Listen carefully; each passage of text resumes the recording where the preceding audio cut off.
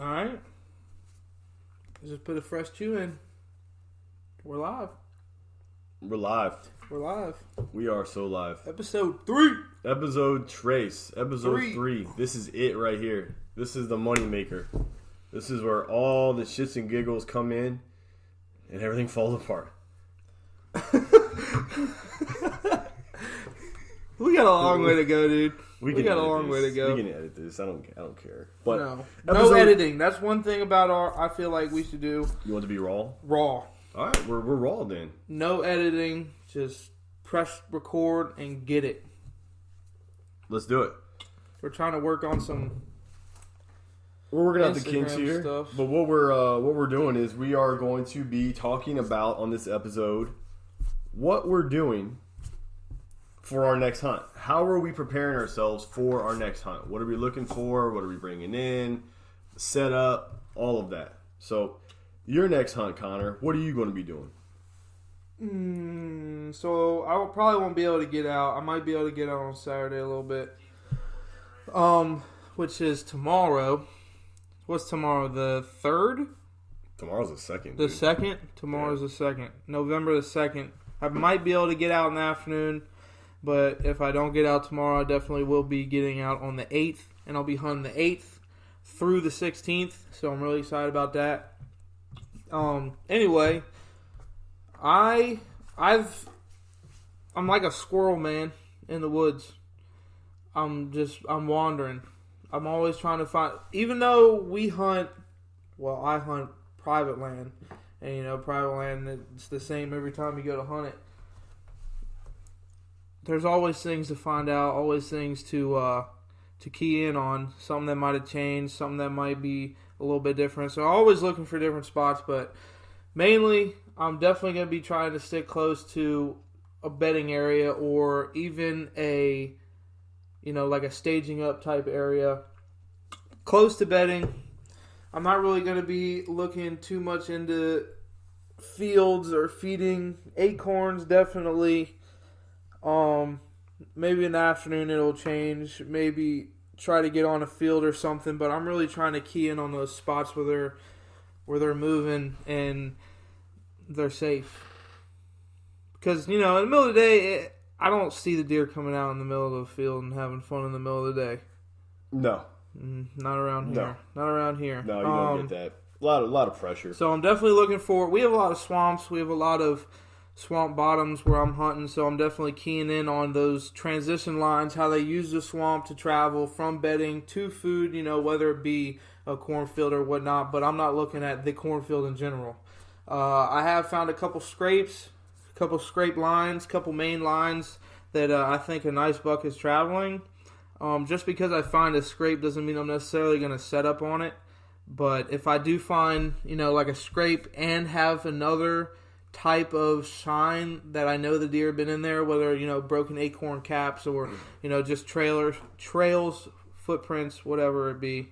That's what I'm keying in on. But I'm really looking at hunt stand, dude. Hunt stand has helped me out so much. Hunt stand is huge. Hunt stand, Onyx, whatever you use, I use them all. They all have some things the other one doesn't. Anyway, I use them so much, man. Just to look at the way the woods are, or like those bottoms feed into this little point, or there's a 50-yard stretch of woods in between this pond and this field. Keying in on those points and those transition lines is really what I'm going to work on, and I think it's going to benefit me in the long run, other than sticking close to those fields, even in the afternoons. Absolutely, yeah. What I'm looking for now, especially in my situation, so I'm going to be on the public side more or less, where I'm looking for rub lines, scrape lines.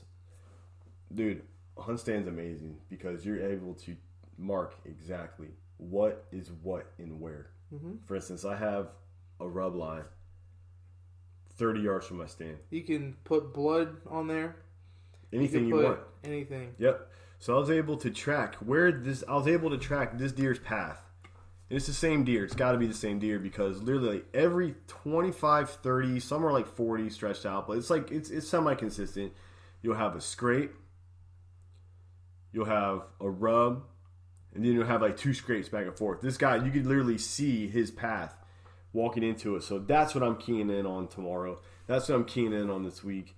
But also being a public, I'm also keying in on human boot prints because that is huge. If you see trash on the ground or if you see boot prints of another human, that's a key for you that someone else is on the same path you are. So you might want to either change up, figure out the difference, where somewhere else. You continue that rub and scrape line, or do you want to find the bed area or what? Because this guy's on the same path or on the same thought process that you have. So you definitely have to change it up, and you are hunting with the deer mindset rather than a human mindset. Like, what would the deer do rather than what would the human do? Because there's humans are going to do the same thing for the most part, unless told differently or shown differently or whatever. That's said very well. Yeah. Hunt like a deer and not like a human. Yeah. A lot of people look over that. You'll see everything on Facebook saying, I do this, I do that, I use this scent, I use that scent. It's kind of like there is no rules to hunting. You know what I'm saying? Yes, there's rules, but there's no like set way to go about things, and that's what I like about it because who says you can't go hunt here because of this or use this because of that? You know what I'm saying? Yeah. And I feel like the TV shows, I said about it in the last episode, the TV shows kind of misconstrue and kind of give you the wrong information. They'll tell you to do this, so if you listen and watch this be done over and over and over and over and over again, you're going to eventually adapt to that way. And what's going to happen is that you get everybody watching the same programs, get everybody watching the same channels, watching the same stuff, and then everyone's going to be doing the same thing, so then you're hunting the hunter at that point. You're not hunting a deer anymore. You're actually hunting with a hunter mindset because you're around a bunch of other hunters. Them TV shows get it done. Dude. They get it done, man. But do you know how many... I'm just saying that... How many hours I spend a week wasting my life watching those shows? And it feels like it makes me better. It makes me want to do it even more, but... You got to change your mindset, especially when you're going in the public spot or the more populated areas, even privately. And if you're part of a club or something like that, you are hunting hunters, not physically hunting hunters, but you are actually hunting with other hunters. When you want to hunt deer, figure out what the deer are doing and find things that other people won't catch up on. Find different patterns, find different strategies, find different just avenues of getting your success. It might take a little bit more work, or everyone might be overworking. Everyone wants to go the farthest away. You know what? No one's going to want to be here. Therefore, if everyone comes in with a mindset of no one wants to be here, everyone's going to be there. Dude, switch it up. Happen. Switch it up. Last year, the Huntin Public, man, they set up where they could see the road. On Public, killed that freaking monster. They set up on the road, that wasn't 80 yards from the road. It might have been. I don't know, but they were pretty close. They could see the cars going by. And, it was something that was Shout overlooked. outs to the Hunting Public. Seriously, shout outs to them. Because they are creating... They're monsters. They're creating an avenue. They're very smart. Very smart. By hunting deer. They're hunting smart. Animals. They're not doing what everybody else is doing. They're getting down and dirty, man. Dude, they are doing stuff that is above and beyond 95% of people's comprehension as far as their success rates. While other hunters are there. Oh, yeah. It's all public land for the most part. Mm-hmm. So their strategies are absolutely amazing. And this is not a show to... but shouts out to them, man. They're such inspiration. They're amazing. Absolutely. YouTube, they have a podcast. I would love to see them come to Virginia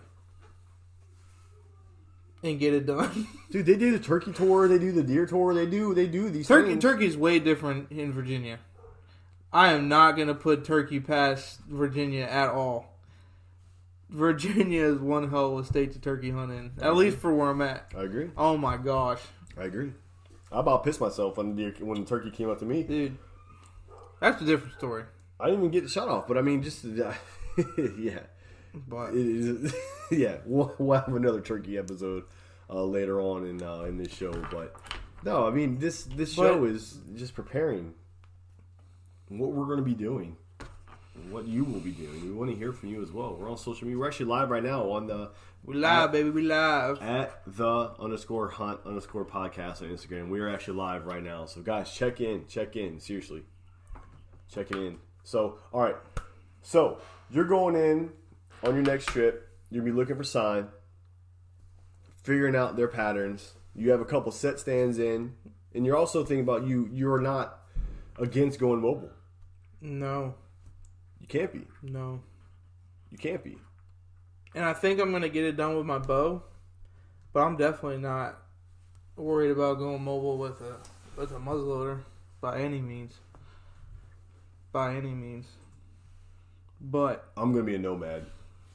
I'm going to be a nomad. There's not going to be a tree that I am on more than twice this year, unless I am on a 100% straight up just a straight up mess of them. That's right.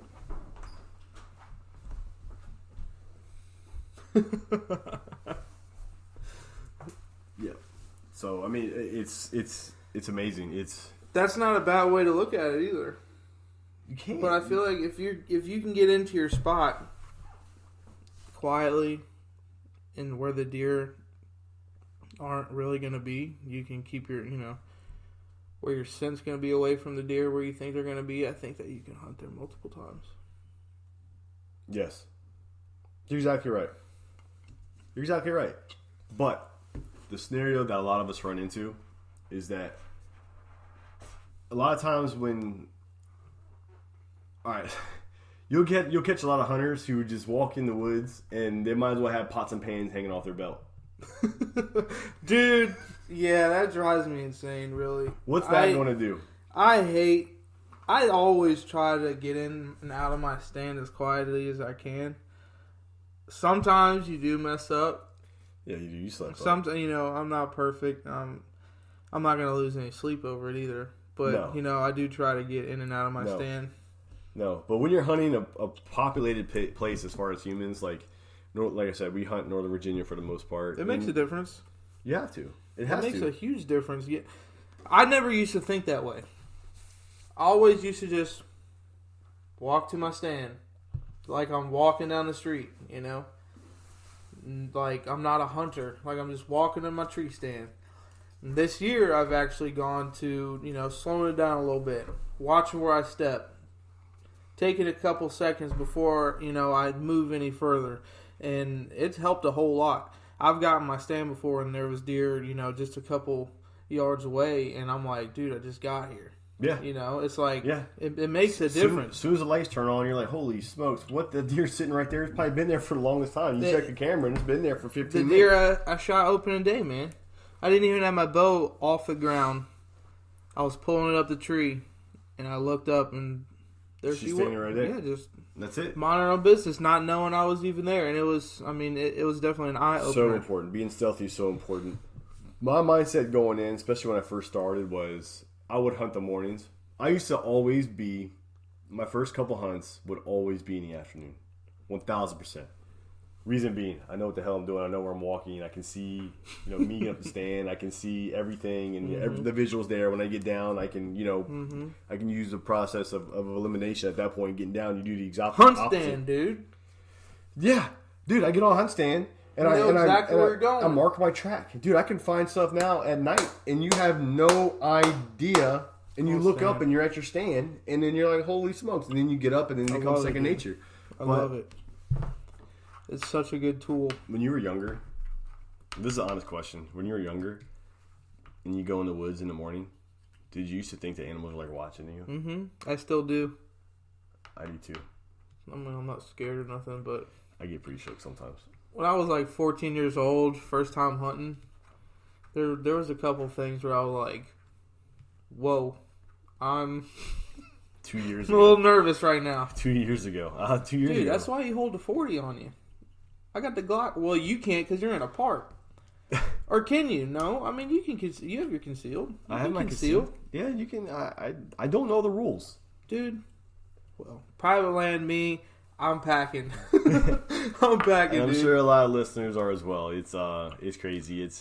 But no, so what happened was I